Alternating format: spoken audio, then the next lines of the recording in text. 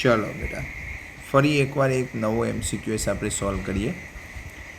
મંદ જલીય NaClના વિદ્યુત વિભાજનમાં 10 મિલી એમ્પિયર વિદ્યુત પ્રવાહ કેટલા સમય સુધી પસાર કરવાથી કેથોડ ઉપર 0.01 મોલ હાઇડ્રોજન વાયુ મુક્ત થશે?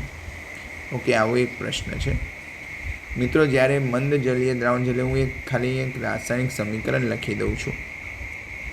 ડાયરેક્ટ લખું છું 2H+, 2 ઇલેક્ટ્રોન માઇનસ, એટલે આ હાઇડ્રોજન ગેસ બને. ઓકે, હવે આપણે અહીંયાથી સીધું અહીંયા ફાઇન્ડ કરી શકીએ છીએ કે 2 ફેરેડે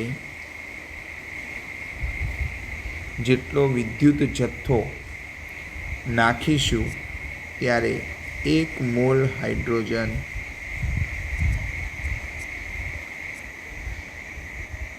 વાયુ માટે આપણે કેટલા ફેરેડે નાખવો પડશે? 2 ફેરેડે. હવે આ જે મોલ છે એની અંદર આપણે થોડુંક ચેન્જ કરી નાખીએ કે 0. કેટલો કીધો છે આપણને? 0.01 મોલ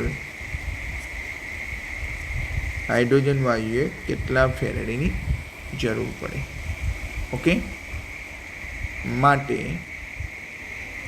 વિદ્યુત જથ્થો આપણે Q લખી દઉં સીધો, તો આપણે ગુણાકાર કરીએ 0.01 ગુણ્યા 2. હવે આ ફેરેડેમાં છે તો એને આપણે 96,500 વડે ગુણી નાખીએ એટલે કુલમમાં આવી જશે. તો Q બરાબર, જસ્ટ 1 મિનિટ,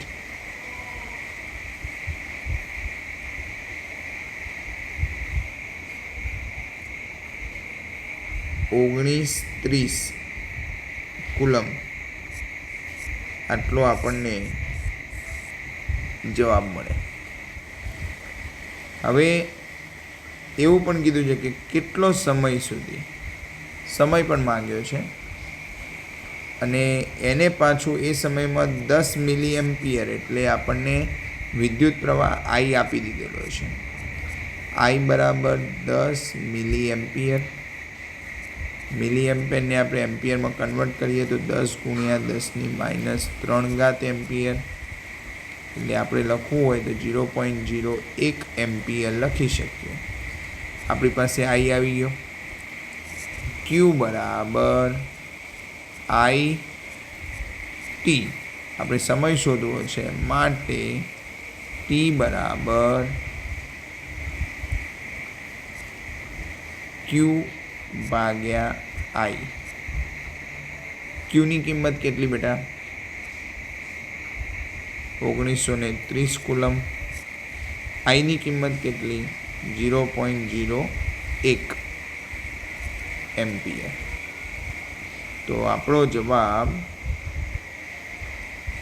1930 છેદંશમાં આટલા સેકન્ડ, 1,93,000 સેકન્ડ આપણે એટલા સમય સુધી આપણે પસાર કરશું વિદ્યુત જથ્થો.